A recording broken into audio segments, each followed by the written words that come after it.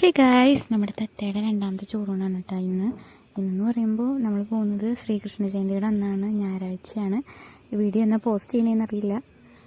Okay, അപ്പോൾ നമ്മൾ ആദ്യത്തെ ചോറൂണ് ഗുരുവായൂർ അമ്പലത്തിലായിരുന്നു. ഇത് നമ്മൾ രണ്ടാമത് എൻ്റെ വീടിൻ്റെ അടുത്താണ് കേട്ടോ നമ്മൾ പോകുന്ന അമ്പലം. പുതുക്കാട് അടുത്താണ്. വയലൂരപ്പൻ മഹാദേവനാണ് ഇവിടെ ഉള്ളത്. അപ്പോൾ വയലൂർ എന്ന് പറഞ്ഞ സ്ഥലത്താണെന്ന് തോന്നുന്നു. വയലൂരപ്പൻ എന്നാണ് പൊതുവേ പറയണേ കേട്ടോ. ഇപ്പോൾ പോകുന്നത് ഞാൻ, തത്ത, അമ്മ, വല്യമ്മ, ചേച്ചി, പോപ്പിൻസ്, ഏട്ടൻ. ഇപ്പോൾ ഇത്രയും പേരാണ് നമ്മൾ പോയത്.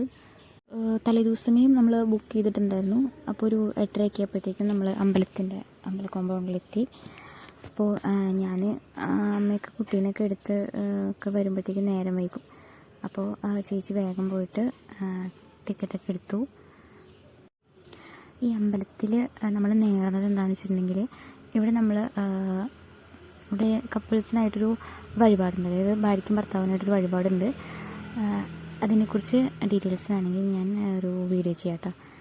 അപ്പോൾ അങ്ങനെ നമ്മൾ വഴിപാട് ചെയ്തതിൻ്റെ പിറ്റേ ദിവസം നമ്മൾ ടെസ്റ്റ് ചെയ്ത് നോക്കിയപ്പോൾ ആണ് നമുക്ക് പോസിറ്റീവായിട്ട് പ്രഗ്നൻസി റിസൾട്ട് വന്നത്. അങ്ങനെ നമ്മൾ അമ്പലത്തിൻ്റെ അകത്ത് കയറിയപ്പോൾ കുറച്ച് നേരം വെയിറ്റ് ചെയ്യേണ്ടി വന്നു. തത്തയ്ക്കുള്ള കുറുക്കും വെള്ളമൊക്കെ നമ്മൾ ഫ്ലാസ്കിലായിട്ട് ചൂടാറാതെ കയ്യിൽ പിടിച്ചിട്ടുണ്ടായിരുന്നു കേട്ടോ. അപ്പോൾ അമ്പലത്തിൽ നിന്ന് ഇറങ്ങിയിട്ട് നമുക്ക് കൊടുക്കാമെന്നുള്ള പ്ലാനിങ്ങിലാണ് നമ്മൾ ഇരിക്കുന്നത്. നല്ലൊരു അന്തരീക്ഷമായിരുന്നു കേട്ടോ. ഈ അമ്പലത്തിലേക്ക് എത്തുന്നതിന് മുൻപ് സൈഡിൽ പാടവും ഒക്കെ ഉണ്ടായിരുന്നു. അങ്ങനെ നല്ലൊരു ഒരു അനുഭവമായിരുന്നു ഇത്.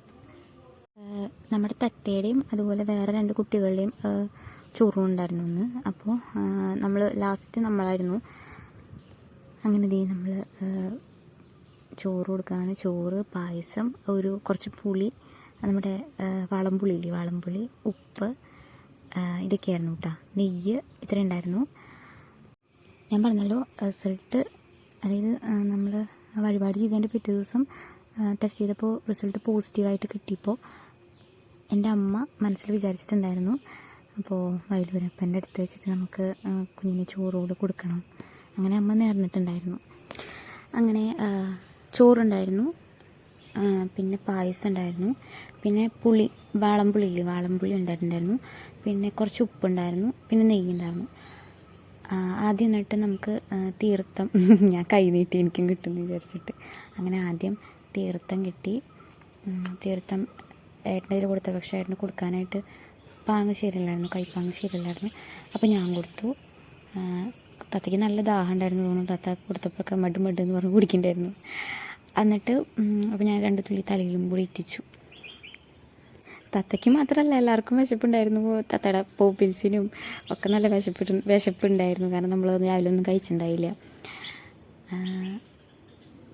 പിന്നെ യാത്രയൊക്കെ ചെയ്തല്ലേ, അപ്പോൾ അതിൻ്റെ ഒരു ക്ഷീണം പോപ്പിൻസിനും ഉണ്ടായിരുന്നു. അങ്ങനെ പോപ്പിൻസ് നിൽക്കുന്നുണ്ടോ.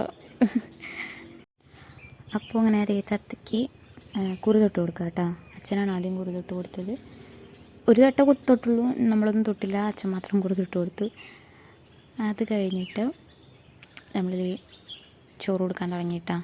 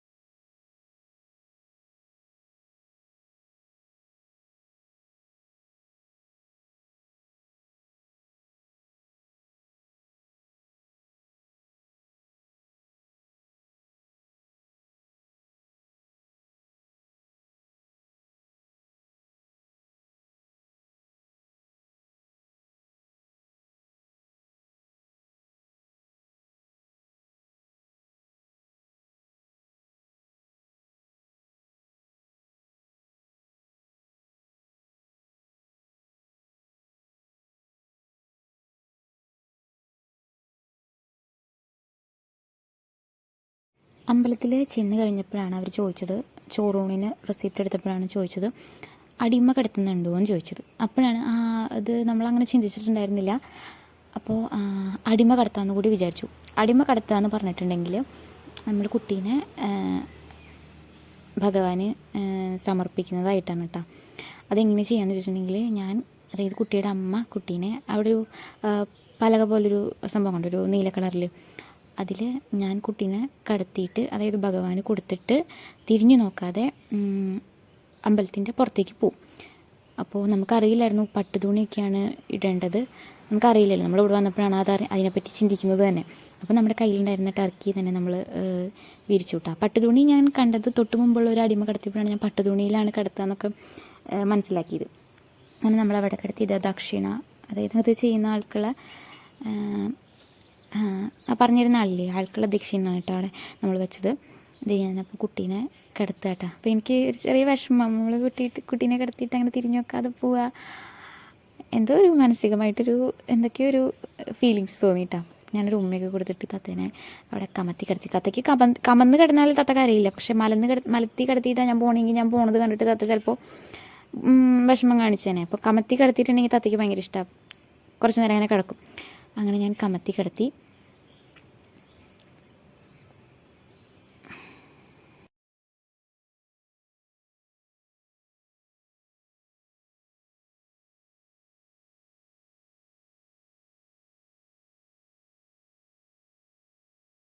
അങ്ങനെ കിടത്തിയിട്ട് ഞാൻ ഇറങ്ങി പോരുന്ന വഴിയാണ് കേട്ടോ. അപ്പോൾ ഞാൻ തിരിഞ്ഞു നോക്കാൻ പാടില്ല, ഞാനപ്പോൾ ഫ്രണ്ടിൽ കൂടെ നടന്ന് വരികയാണ്. അപ്പോൾ ഞാൻ ഇറങ്ങി പോരുമ്പോൾ കുട്ടിയെ ആൾ എടുത്തിട്ട് കുട്ടിയുടെ അച്ഛനെ കൊടുക്കും. ഞാൻ എന്നിട്ട് ഓട്ടോയിൽ കയറി ഇരുന്നപ്പോഴാണ് കേട്ടോ തിരിഞ്ഞ് അമ്പലത്തിന് ഫേസ് ചെയ്തത്. അതുവരെ ഇങ്ങനെ തന്നെ ബാക്കിലേക്ക് നോക്കാതെ ഞാൻ നടക്കുമായിരുന്നു, ചെരിഞ്ഞ് പോലും ഞാൻ നോക്കാതെ നടക്കുമായിരുന്നു. അതിനുശേഷം നമുക്ക് പെട്ടെന്നൊരു തോന്നൽ തോന്നിയതാണ് ചിമ്മിനിയിലേക്ക് പോയാലോ ഒന്ന്. വരന്തരപ്പള്ളി പുതുക്കാട് അധികം ദൂരമില്ലല്ലോ, അപ്പോൾ നമ്മൾ ചിമ്മിനിയിലേക്കും കൂടി വണ്ടി തിരിച്ചു വിട്ടാം.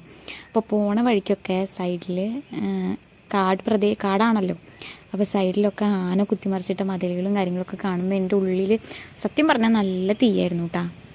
കാരണം നമ്മൾ ഇൻസ്റ്റയിലും അതുപോലെ യൂട്യൂബിലൊക്കെ ഓരോ വീഡിയോസ് കണ്ടിട്ടില്ലേ, ഓരോ വളവ് കഴിയുമ്പോൾ ആനയൊക്കെ ഫ്രണ്ടിൽ നിൽക്കുക, ആനനെ വെട്ടിച്ച് വണ്ടി കൊണ്ട് പോവുക, അതുപോലെ സൈഡിലൊക്കെ ആന വന്ന് തുമ്പിക്കൈയൊക്കെ വെച്ച് വണ്ടിയുടെ സൈഡിലൊക്കെ വന്ന് നിൽക്കുക, അങ്ങനത്തെ ചിന്തകൾ മാത്രമായിരുന്നു എൻ്റെ മനസ്സിലുണ്ടായിരുന്നത്.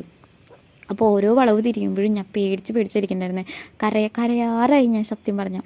അപ്പോൾ അതിൻ്റെ ഇടയ്ക്ക് നമ്മുടെ ഡ്രൈവർ പറയും ഇവിടെ ആന നിൽക്കും, അവിടെ ആന നിൽക്കാറുണ്ട്, അങ്ങനെ ഇങ്ങനെയെന്നൊക്കെ പറയുമ്പോൾ ഒന്നും കൂടി എനിക്ക് ടെൻഷൻ കൂടി.